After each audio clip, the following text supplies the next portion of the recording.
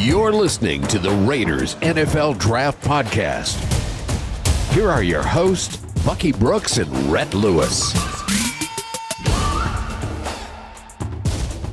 The autumn wind is always a Raider, but the winds of change this spring are blowing once again. Klint Kubiak announced as the new head coach of the Las Vegas Raiders, owners of the number one overall pick in the 2026 NFL Draft. And with that, no better way to welcome you to another brand new season and the debut episode of the Raiders NFL Draft Podcast, alongside the Renaissance man, the former Raider, former NFL scout, Bucky Brooks. I am Rhett Lewis, and we are fired up to be back here with you. Buck, it's February. We got a new Raiders head coach. We got a new era of the silver and black, and it's great to be back here talking ball and talking draft with you, my friend. No, man, it's great. I think everyone associated with Raider Nation should be excited. New era, Klint Kubiak coming over, what he brings as a play caller, the offensive system, all of those things that are coming with him. And we also know he's going to get a really good defensive coordinator. So I think everyone should be excited about where the Raiders are going and how they're going to get there. Yeah, exactly. And that's what we want to do here for you in this episode is dive into what the Raiders look like with Klint Kubiak as the head coach, the vision, and then how that kind of translates and projects forward to what we might see from them come 2026 NFL Draft. Obviously, everybody's talking number one overall pick, QB1, Fernando Mendoza, and we'll get into all of that, okay? There is time for all of that, but I think we're best served here painting the picture of the Raiders under Klint Kubiak's direction by kind of starting at the end, right? At the end of the journey as an assistant. And that brought us to Super Bowl 60 in San Francisco, California, Santa Clara, Levi Stadium, where Klint Kubiak walks off the field as a champion. And the first thing that struck me as a head coach, Bucky, you are tasked with so much, right? Especially as a first-time head coach starting in a new place for the first time. You have to be able to compartmentalize in so many facets, including up here, compartmentalize your brain with what's going on and all the tasks that you have to manage. I thought that we got a glimpse into that by the fact that the Seahawks had a plan to go out and beat the New England Patriots, a damn good defense, all the while Klint's thinking about, in some way, shape, or form, what's coming up next with the Las Vegas Raiders, and is able to do that expertly to design that game plan, get Sam Darnold ready. To me, I thought that was pretty impressive because we've seen that go the other way, right? With those coordinators who are going to take jobs, end up falling short in the Super Bowl for one reason or another. Yeah, no, I think it was a great job of being focused, being able to micromanage two big situations, right? The one that you're in Super Bowl 60, you got your team there. The job that you've done with Sam Darnold throughout the playoffs in particular to get him to play at a high level when they needed him to do that. And then you're taking on this big opportunity in the Raiders. You talk about a marquee brand, a lot of expectations, a lot of hype, particularly because the Raiders hold the number one overall pick. To be able to live in both of those worlds and to have the game that the Seahawks were able to have, even though it wasn't a Sam Darnold game, it was a Kenneth Walker game. It speaks to what the system he brings, what the system he has does for players, and how he is able to unlock different parts of that game plan when he needs to. Yeah, I thought that was something that kind of gives you a picture, right? Because you can kind of imagine Ashton Genty, right? Like Kenneth Walker. You can kind of imagine, Brock Bowers, as a amped up, souped up, elite version of what we saw AJ Barner for the Seattle Seahawks, both in the receiver. He caught 4 passes in this game, was the second leading receiver, and as a monster blocker in the run game too. I think you could see visions of Cooper Kupp, maybe a little bit with Jack Besh in there with the Las Vegas Raiders, and then you need to find the JSN. Right. I think that's kind of where you sit. And we'll get into all of that. But my point is, like, you can start to get excited about the ways in which the Raiders might look based off where we saw the Seattle Seahawks go in that Super Bowl.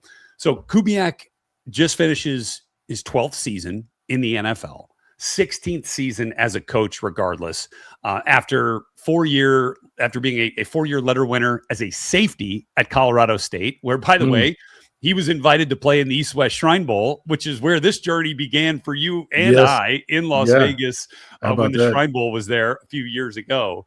So he was a terrific player in college, right? And has that knowledge on the defensive side of it too. Because how many times have we, have you heard great coaches say, hey, if you want to be a great offensive coach, go coach defense for a year. And I assume, and again, we'll get a chance to talk to Klint and hear more about, his background, but like that was really beneficial for him on his, offensive journey, Buck, to have that. Absolutely, it was beneficial. And it's one of the things that everyone talks about it, like Klint Kubiak, Kyle Shanahan, they really dug into understanding the rules of defense. And it's more than just looking at the pitch and say, oh, they're in cover two, I just want to go with these plays. It's understanding how you can put different stressors there. For Kubiak, because he played safety and because he played defense, he has an even deeper knowledge of defensive football and schemes and what can give different things problems. And so making adjustments, being able to attack the way that he attacks on offense comes from a defensive mindset. So you have to give him a ton of credit. And it also probably better prepares him to be the head coach of the entire team because he can ask very good questions to the defense coordinator. And he also can relate and see and spot and identify things for the defense that maybe an offense only guy wouldn't be able to do.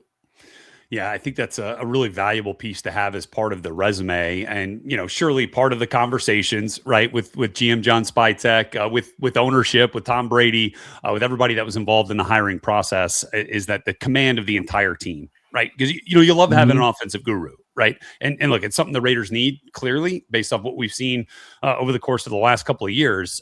But to know that he has the respect of the entirety of the room, that has the command of the entirety of the room, is obviously an important piece of the puzzle. So let's talk this way, right? We know what Klint has in his past, and we'll get into all of that. Some of the quarterbacks he's developed, right? The family connections. We'll get into that. But how would you view at this point the vision for the Raiders with Klint Kubiak leading the way as the head coach and knowing he's going to be heavy-handed with the offense? Well, I think coming from where he was at, it's going to be run, defense, and then explosive plays in the passing game, but a quarterback that can kind of live between being a playmaker and a game manager. To me, he understands the run game because his dad, Gary Kubiak, is right there in lockstep with Mike Shanahan in terms of the way they run the football. They ran it relentlessly, and that set up a lot of things that they did in play action and in the explosive passing game. So I think you'll see a lot of that. He wants to make sure that they're able to control the game, because when you look at the Seattle Seahawks and how they had success, a lot is made of that dark side defense, but also the way they complemented that in the playoffs, the way they called the game, the way they took care of the ball. I think we can be prepared to see that, because if they take Fernando Mendoza, as we anticipate, you can't put too much on the rookie quarterback. That means a heavy emphasis on the run game, ball control, time of possession until he's ready to take on more. Man, I was just thinking again, just going back to the Super Bowl, and Kenneth Walker as the MVP. You remember who the last Super Bowl MVP running back was, right?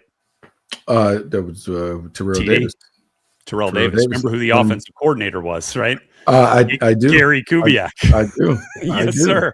I do. And under Mike Shanahan's Broncos. Yeah. And I think that's the part, because everyone is going to focus so much on the quarterback and Mendoza and the things that they can do. But I think everyone has to really, the roots of this system is about being able to run the football and to run it down your throat, running outside zone primarily, and then all the complementary bootlegs and misdirection action and bootleg half pull up, throw it across country. All those things come off of being able to establish the run. And if you can establish the run with Ashton Jesse, who I think is perfect for this blocking scheme, this system where they're going to have him go a little downhill, but get to the edges. Right. To me, there's so many more things than just, he's going to have the quarterback of his choice. It's, what is Brock Bowers going to do? Because I think about Owen Daniels playing in those Texans offenses forever, catching a million passes over the middle of the field and being able to do those things. Wow. Yeah. There was another one they had done there, because I felt like they always had multiple tight ends and just doing it. But this is an offense that really suits what the Raiders already have in place and what they'll eventually go get in free agency in the draft. Yeah, it's such a great point, and it leads us kind of right into the family dynamic here, right? Obviously, Klint is Gary's son. Gary of Super Bowl champion head coach with the Denver Broncos and offensive coordinator twice over with the Denver Broncos, but left Denver to go take the head coaching job with the Houston Texans, and they had some success. As I understand, like you've looked into that. I mean, Matt Schaub was a star in this league coming over from the Falcons with Gary Kubiak. Yeah, absolutely was a star. And the things they did. And is it Kevin Walter, the big wide receiver? The Texans had. You think about Kevin Walter and Andre Johnson and how they just wore people out. They pushed the ball down the field. Aaron Foster at running back. So there's a blueprint that we can go to and look at for how the Raiders can get off the mat and have success. But Kubiak certainly knows it. This run game is going to set up so much of what they do, but the complementary actions, whether it's movement-based passes, nakeds, traditional dropbacks, it is going to be about finding ways to attack the middle of the field from various levels, but it's about using a run game to kind of put that bait out there for those DBs to move up so they can take shots over the head. So Gary then leaves the Texans, spent a year in Baltimore as the offensive coordinator before getting the call to come back with his buddy John Elway to lead the Denver Broncos with Peyton Manning, no less, to a Super Bowl. And they had phenomenal runs. Obviously, one of the best offenses in the league. Fell short in Super Bowl 48, bounced back 2 years later in Super Bowl 50. And even though, Peyton was a little bit diminished at that point in terms of, what his body was going to allow him to do, they still found ways to win. Owen Daniels, I think, caught 2 touchdowns in that Super Bowl, if I'm not mistaken, early on. Just the way. Is Owen still available? Can he? But obviously, Brock Bowers now in the silver and black is a big piece of that equation. So I think, again, you're trying to paint the picture of what this looks like. And for Gary, that was a great way to kind of finish. And I would imagine there's still some influence here. There's still some collaboration of ideas within the family group text. But Gary, not the only, NFL bloodline here. Obviously, Klint, and then Clay is now the pass game specialist in San Francisco. His brother Klein is a national scout for the Dallas Cowboys. So there's an evaluation piece of this too that I'm sure gets talked about, right? And is going to be crucial as the Raiders try to paint this new era moving forward with the number 1 overall pick and with the draft picks that they're going to have at their disposal once we get to Pittsburgh, and all that can kind of change a little bit here moving forward. But I think that part, is interesting. And with that, let's take a layer back here and go to what we saw from Klint as the Seahawks offense coordinator, play caller for 1 year, works with Sam Darnold. And man, the way those guys talked about each other, because that's another piece of this puzzle to me that's important, is the quarterback play caller relationship. Now, I understand now that's also the quarterback head coach relationship. And there will be an offense coordinator, and we'll get to all of that. But for Klint and the new quarterback for the Las Vegas Raiders, whether that's Fernando or not, I think learning a little bit about how those two guys synced so quickly there in Seattle to become Super Bowl champions is another part that's kind of intriguing to me moving forward. Yeah, I think it's very intriguing how they were able to put it together. But I thought they had a previous relationship with certainly sure, and we'll get to that with San Francisco. Yeah, that previous relationship, knowing the guy, knowing the person, makes it very easy to build around them, because when you know how they think, how they process, it makes it easy to build out an installation or instructional plan to help them maximize their potential. But I would say, and thinking about this Seahawks offense and the evolution that took place under Kubiak, you have to remember, man, they threw it all over the yard under their previous coordinator, Ryan Grubb. And so they go and they not only make changes offensively, but a new quarterback. They move on from Geno Smith. They get Sam Darnold. Sam Darnold's having to learn the system in a way on the fly while you're changing the pecking order on the perimeter. You go from DK Metcalf being on your team. You move off of him. JSN played primarily in the slot. He goes outside in this system, and all he does is become the number 1 receiver in the league. And people that talk about maybe his NFL 1 on the perimeter, but that's what has happened. So to me, it's the adaptability, it's the creativity, is being able to see what I have and maximize what I have. And it's not cookie cutter. Is, oh, we have these parts. We'll figure out how to play the game this way to allow them to have a lot of success. Sure. In the year before Klint gets to Seattle, obviously a 1-year run as the play caller in New Orleans. And while that season went off the rails very quickly for the Saints, let's not forget they were averaging 40 points a game when everybody was healthy in the first 2 weeks of the season. They were throwing. I mean, they were running.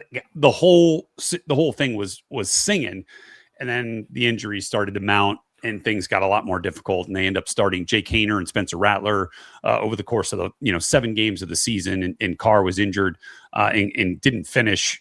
Couldn't play beyond week 10. So that one is a little bit of a wash, but there are some moments of flash and positivity. Obviously enough for Mike McDonald to say, hold on a second. I like the way that this thing was going when it was going well. Let's see if we can, kind of influence that and bring that over. I love the way also that Klint talked about the influence Mike McDonald has had on him in the way that he ran that team. I thought that was really important. But then getting back to the first time that he's around Sam Darnold, really, which is San Francisco. And, Klint's there in San Francisco. Sam's there briefly, again, for a year, coming off the disaster in Carolina.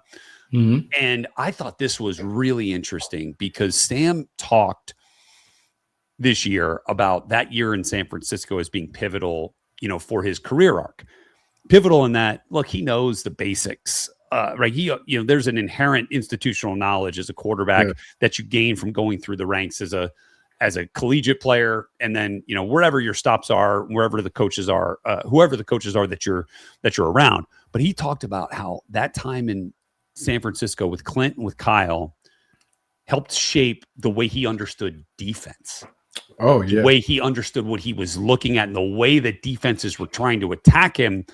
And then it's like, not to say light bulb went on, but man, it took his game to another level from the mental side of things, Buck. Why wouldn't you? We talked earlier about Klint Kubiak's background as a safety, defense, being able to understand exactly what defenses are trying to do when they line up in certain coverages, why they use certain blitzes and stunts in games at the line of scrimmage. So being able to understand that at a higher level only makes you even that much more prepared to deal with it and have the answers. And the one thing that I'll say in watching the offense, particularly in Seattle, they had answers to the tactics. Whatever you saw early, they had an answer for it late that would force the opponent to get out of it.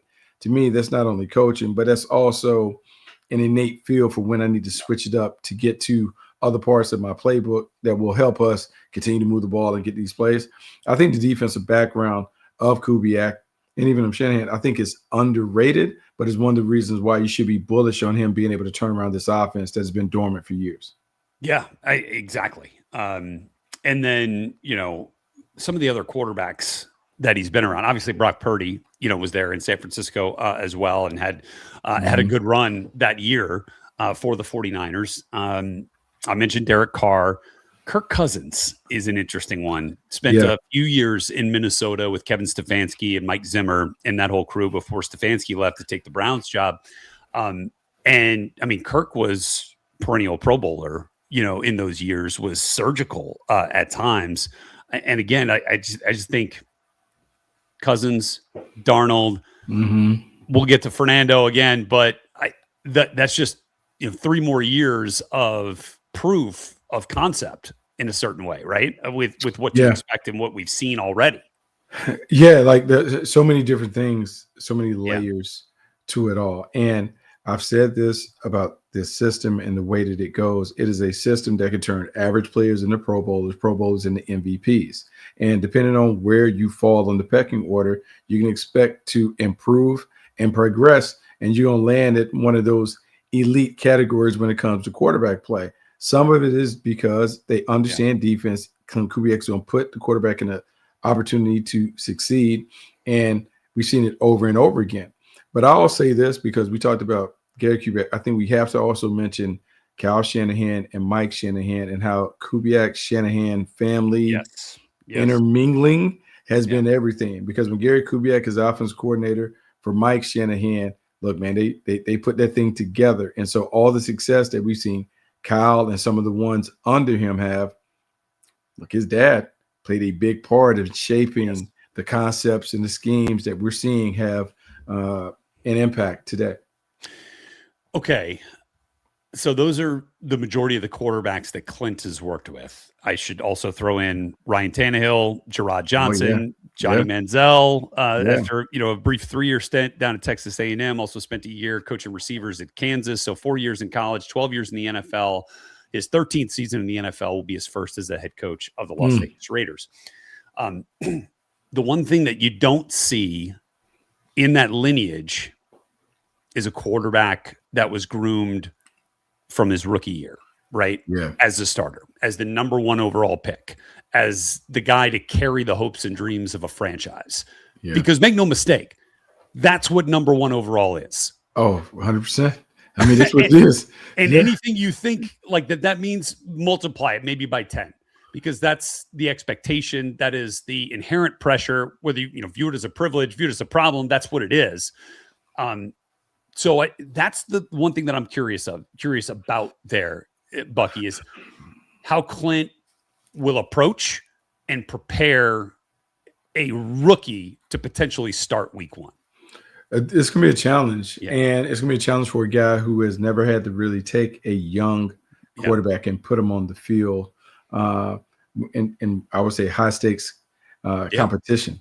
But here's what we know about the system. The system is one where you can change in terms of what you want to emphasize in those things. People did not pay attention, but the Seattle Seahawks ran almost 50-50 in terms of run-pass ratio. I think you'll see something similar with the Raiders as you're trying to ease the quarterback into the National Football League. Run the football, particularly if you got a good one like Ashton Genty. You got to fix that offensive line, but this is a system that doesn't necessarily need you have to get all A-plus players on that front line to be able to have success on the ground. It's going to be a challenge to get a rookie up and going and to play at playoff caliber during his debut season, but it can be done if the rest of the offense and team operates at a high level, knowing that they need to play at that level to make life easier on a young quarterback.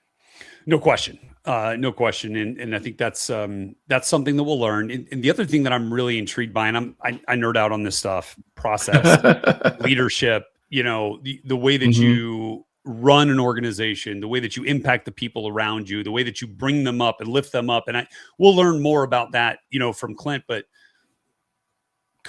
as far as I can tell, coaches or players loved playing for Gary Kubiak. They love playing for Kyle Shanahan. And I think the common threads are honesty and transparency. You're really dang good at your job. And the other piece, they see you committed, right, to that work, to that effort to be the very best and to get to the game's biggest stage.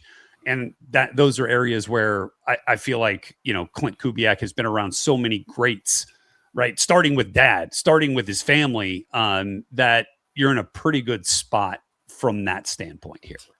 You absolutely are in a great spot. And I think everyone wants to be in this kind of spot. You talk about nerding out on the leadership stuff or whatever. I mean, Kubiak was just part of a masterclass in leadership in terms of just go back and look at all the clips. Mike McDonald talking, all the things that they talked about, putting it together, how they jettisoned some players to make sure that everyone was adhering to MOB, mission over BS, and how big that was for them, which, look, that's not easy to do, to move on from really good players, but they did that. I think the other part of it is understanding how they put it together. When you hear some of the things that they did, like the walk, where the guys would break up in position groups and the position coach would lead the team or lead his unit down the field on a walk, where they would just talk about things outside of the game and just the connectivity that they built. I think now more than ever, and we're seeing this in every sport. You've seen it at Indiana. Yeah. Look, man, it's little to do about the X's and O's. It's about the Jimmys and Joes being on the same page, being connected. You're going to see a lot of time devoted to that. And as fans, we won't have access to it, but I can guarantee you that social will tweet out some of those things that they've done to really build the chemistry and the camaraderie that they have to have.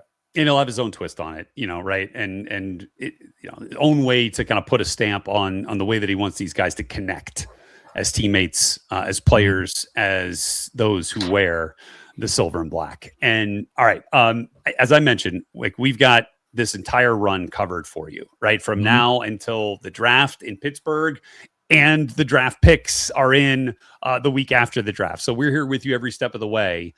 And obviously, so much of this conversation is going to center around the quarterback, right?